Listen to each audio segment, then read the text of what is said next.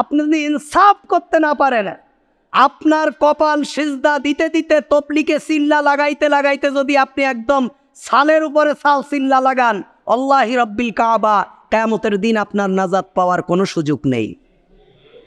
এই জন্য আমি এই ওয়াজগুলো বেশি করি, যেইগুলো থেকে আপনি বেঁচে থাকলে আপনি জাহান্নাম থেকে বাঁচতে পারবেন, আপনি শিরিক থেকে বেঁচে থাকলে জাহান্নাম থেকে বাঁচতে পারবেন।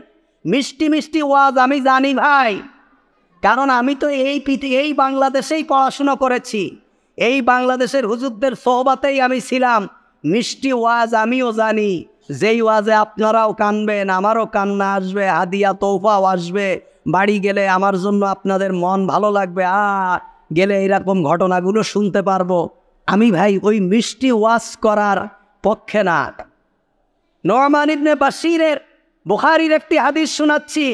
আল্লাহ রাসূল সাল্লাল্লাহু আলাইহি ওয়াসাল্লামের কাছে একজন সাহাবীকে নিয়ে গেলেন।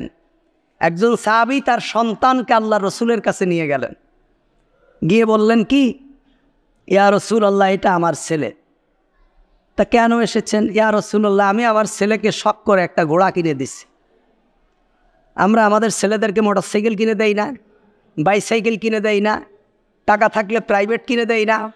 তখন তার এগুলো ছিল না, তখন বাহন ছিল ঘোড়া আর উট। ইয়া রাসূলুল্লাহ সাল্লাল্লাহু আলাইহি ওয়াসাল্লাম, আমি একটা ঘোড়া কিনে দিয়েছি আমার ছেলেকে। আল্লাহ রসুল বলছেন, আমি তো জানি আপনার আরও কয়েকটা ছেলে আছে, সব ছেলেকে কি দিয়েছেন? বলছে না, দেয়নি। আল্লাহ রসুল বলছেন, ঘোড়াটা ফেরত নেন। কি বলবেন? নাউজুবিল্লাহ বলবেন? সুবহানাল্লাহ বলবেন না? ইনসাফ দেখেন, ইনসাফ দেখেন। আপনি মনে করছেন আপনার ছেলে, আপনার মেয়ে, আপনি মেয়ের মাথায় হাত দিয়ে বলবেন, মা তোমার জন্য দোয়া করে দিলাম, তুমি সুখে থাকবা, আর তোমার এই জমি জায়গা যা আছে তোমার ভাইদের দিয়ে দিলাম। আপনি তো মনে করছেন যে আমার মেয়ে আমি মরে গেলে কানবে, হাসি মুখে চলে গেছে। আপনি তো বুঝতে পারেননি আপনি কি মেডিসিন আপনার মেয়েকে দিয়ে দিয়েছেন, আপনি বুঝতে পারেননি। কিয়ামতের দিন আপনি হবেন জালেম আর আপনার মেয়ে হবে মজলুম। সেটা এখন কিছু বলতে পারে না, তার তো এখন বলার কোনো ক্ষমতা নেই, কারণ তার যাওয়ার জায়গাই হলো বাবার বাড়ি। স্বামী যদি কোনো নির্যাতন করে, অত্যাচার করে, কখনো যদি স্বামীর বাড়ি থেকে তাকে ফিরে আসতে হয়, বাবার বাড়িতে আসতে হবে। আপনি দোয়া করলেও সে আপনার বাড়িতে আসবে, না দোয়া করলেও আপনার বাড়িতে আসবে, কারণ সে হলো মাজলুম। আপনি তো তারে দোয়া করে দিলেন।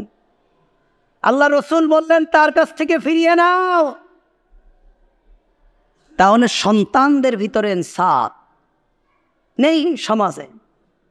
আমি বলছি, আমি একেবারে দায়িত্ব নিয়ে বলছি, 1000 পরিবারের ভিতরে একজন পাবেন কি সন্দেহ যে তার সন্তানদের ভিতরে ইনসাফ করে? করে না, করে না। কেন? একটাকে ভালো চোখে দেখেন, আরেকটাকে খারাপ চোখে দেখেন, একটাকে সোজা চোখে দেখেন, একটাকে বাঁকা চোখে দেখেন।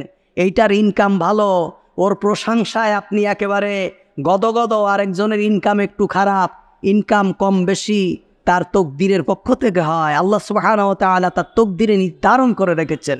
আপনি আপনার সন্তানদের জন্য 1 টাকা খরচ করলে, মসজিদ মাদ্রাসায় 1 টাকা খরচ করলে সমান পরিমাণ সওয়াব হবে, বরং তার থেকে বেশি হবে। আপনি দান করার ক্ষেত্রে উজাড় করে দিচ্ছেন, মসজিদে উজাড় করে দিচ্ছেন, মাদ্রাসায় উজাড় করে দিচ্ছেন, এই স্কুল কলেজে, অথচ আপনার ছেলেরা রাস্তায় রাস্তায় ঘুরছে, আপনার ছেলেদের কাজ নেই, আপনি ঘাট ধাক্কা দিয়ে বের করে দিচ্ছেন, কামাই করে খাও। আর আপনি কি করছেন? আমি বেহেশত যাব, আমি আমার রাস্তা আগে ঠিক করি, কি করি? আমি এতিমখানায় দিয়ে দেই। না ভাই, আপনার সন্তানকে দিলে যেই পরিমাণ সওয়াব হবে, এতিমখানায় দিলে তার অর্ধেক হবে। কি বললাম? আমি হাদিস শোনাচ্ছি, আপনি তো মনে করছেন যে এটা কি কথা। হ্যাঁ, এটাই সত্য কথা। আপনার সন্তানের দায়িত্ব নেওয়া আপনার উপর ফরজ, এতিমখানার দায়িত্ব নেওয়া আপনার উপর ফরজ না, কিন্তু আপনি তো তা বোঝেন। এজন্য আরেকটি হাদিস শোনাচ্ছি। আল্লাহ রাসূল সাল্লাল্লাহু আলাইহি ওয়াসাল্লাম একদিন বাজারে যাচ্ছিলেন। আল্লাহ রাসূল, একজন সাহাবী বাজারে যাচ্ছে। আল্লাহ রাসূল বলছেন, কোথায় যাচ্ছ? বলছে, ইয়া রাসূলুল্লাহ সাল্লাল্লাহু আলাইহি ওয়াসাল্লাম, আমি আমার ছেলের জন্য একটা জামা কিনতে যাব। আল্লাহ রসুল বলছেন, তোমার কি শুধু ছেলে আছে? আমি তো জানি তোমার মেয়েও আছে। বলছে, ইয়া রাসূলুল্লাহ, আমার মেয়েও আছে। তো বলছে, আগে মেয়ের জন্য কেন, তারপরে ছেলের জন্য কেন? সুবহানাল্লাহ। ইনসাফ, পরিবার থেকে আদল, ইনসাফ। ইন্নাল্লাহা ইয়া'মুরু বিল আদল ওয়াল ইহসান ওয়া ইতা'i যিল কুরবা ওয়া ইয়ানহা আনিল ফাহশাই ওয়াল মুনকারি ওয়াল বাগই। এভাবেই আদল প্রতিষ্ঠিত হবে। সন্তানদের ভিতরে যদি আপনি ইনসাফ করতে না পারেন, আরেকটি মাসালা আমি কয়েকবার বলেছি, ওই যে আপনাদের মনে হবে হুজুর কি এর বাইরে আর ওয়াজ জানে না, জানি ভাই, কিন্তু এই ওয়াজ শুনলে জাহান্নাম থেকে বাঁচতে পারবেন।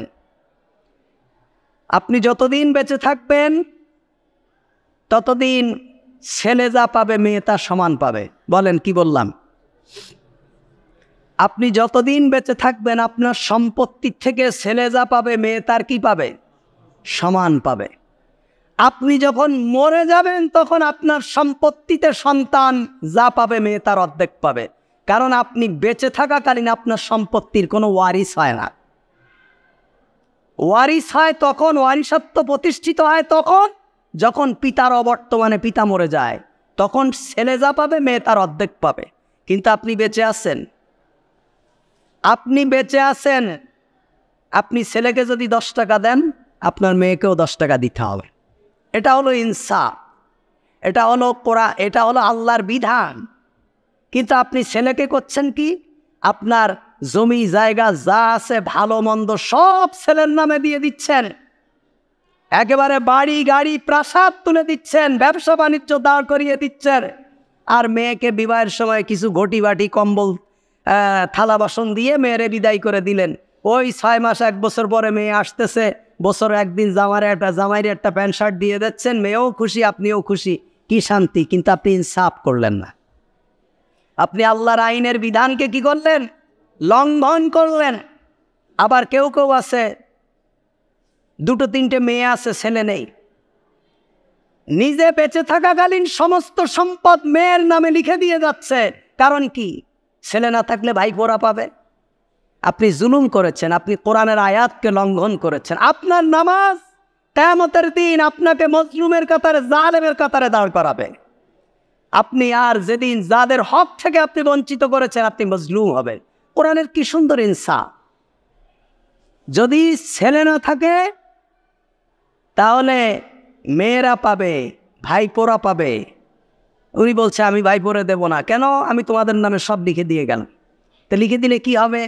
এই মেয়ে যখন কোনো কারণে বিপদে পড়বে কোথায় আসবে? তার তো ভাই নেই, ওই চাচার বাড়িতে আসতে হবে। এজন্য ইসলাম বলছে তাদেরকে কিছু দিয়ে দাও, দিয়ে তাদেরকে সন্তুষ্ট রাখো। এ কি মুখের কথা না কোরআনের কথা?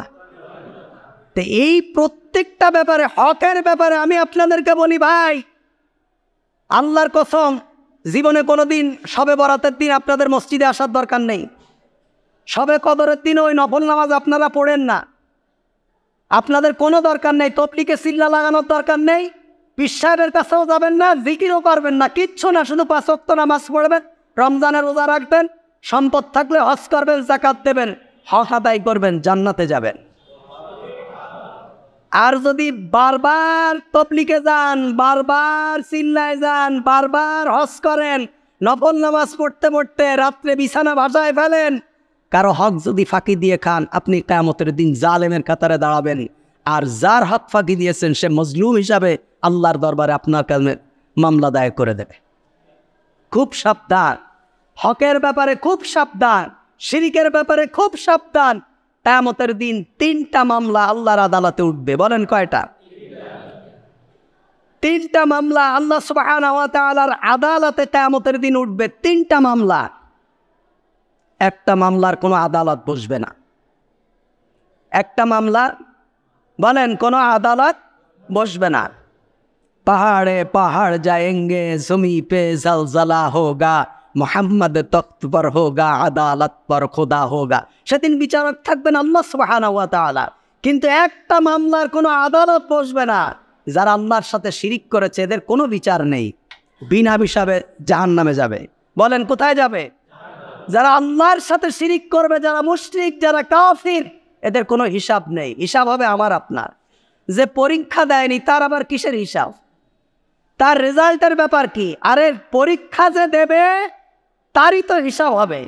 রেজাল্ট কম হোক বেশি হোক, 1st ক্লাস হোক, 2nd ক্লাস হোক, 3rd ক্লাস হোক, যা হোক, যারা পরীক্ষায় অংশগ্রহণ করেছে তাদের হবে। যারা পরীক্ষাই দেয়নি তাদের আবার কিসের হিসাব? কাফেরদের কোনো হিসাব নেই। আর দুটো আদালত, একটা হলো হকুল্লাহ, আরেকটা হলো হকুল ইবাদ। আরেকটি হকুল ইবাদ, হকুল্লাহ, আল্লাহর হক। আল্লাহর হক যদি আপনি নষ্ট করে থাকেন, কি আপনি নামাজ পড়েননি, পড়েছেন পড়েননি, অথবা কোথাও গ্যাপ গেছে, অথবা নামাজ পড়েছেন কবুল হয়নি, অথবা অনেক রোজা সিয়াম আপনার বাদ গেছে, অথবা যাকাত যে পরিমাণ দেওয়ার কথা দেননি, এই আল্লাহর হক যেগুলো, এগুলো ইয়াগফিরু লিমান ইয়াশা ওয়া ইউআযযিবু মান ইয়াশা। আল্লাহ যদি আপনার উপর খুশি হন, আল্লাহ আপনাকে মাফ করে দিতে পারেন। সুবহান। এই দুই নম্বর হলো আল্লাহর হক যদি ফাঁকি দেন, আল্লাহ আপনাকে ক্ষমা করেও দিতে পারে। 30 বছর 40 বছর নামাজ পড়েননি, হঠাৎ আপনার মনের ভিতরে পেরেশানি জেগে গেছে, আরে চলে যাওয়ার তো সময় হয়ে গেছে, তওবা করলেন, ওযু করলেন, চোখের পানি ছেড়ে দিলেন, নীরবে নির্ভীতে বসে একটু আল্লাহর কাছে কান্নাকাটি করলেন, 30 বছরের গুনাহ আল্লাহ সব আপনাকে মাফ করে দিলেন। এটা আল্লাহর হক। ইয়াগফিরু লিমান ইয়াশা ওয়া ইউআযযিবু মান ইয়াশা। তিনি চাইলে ক্ষমা করে দেবেন, চাইলে আযাব দেবেন। তার 3 নম্বর আদালত বসবে হকুল ইবাদ, বান্দার হক। স্ত্রীর মোহরানা দিয়েছ, আল্লাহ তা তো মনে নেই। ছেলে সন্তানের হক কি সমানভাবে বুঝাই দিয়েছ? আল্লাহ দিছি তো, হিসাব করে দেখা যাবে নেই। আপনি বলবেন যে এত হিসাব থাকবে, কোথায় থাকবে? আপনি আপনার ছেলের পিছনে, কোন ছেলের পিছনে কত টাকা ইনভেস্ট করেছেন আপনার তো মনে নেই। সব লেখা আছে না? সব লেখা আছে। আপনি আপনার প্রতিবেশীর হক আদায় করেছেন?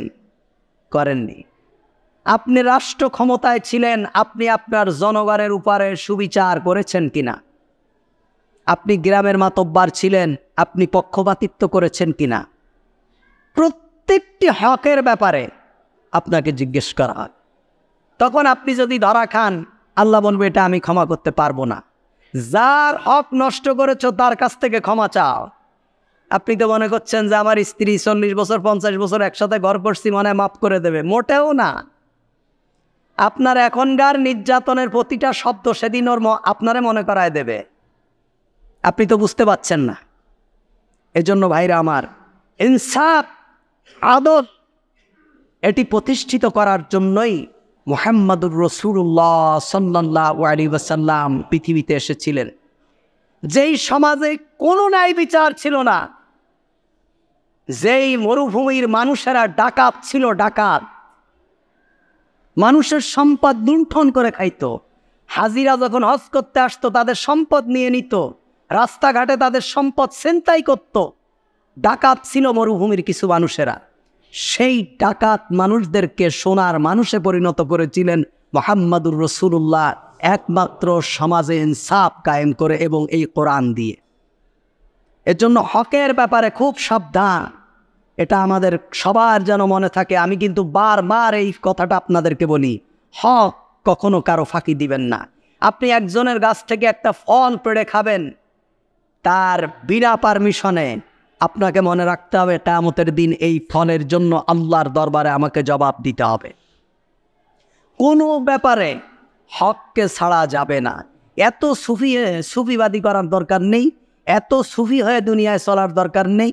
সাদামাটা জীবনযাপন করেন, আল্লাহর জান্নাতে যাইতে পারবেন যদি একমাত্র কারো হক ফাঁকি না দেন এবং আল্লাহর সাথে শিরিক না করেন।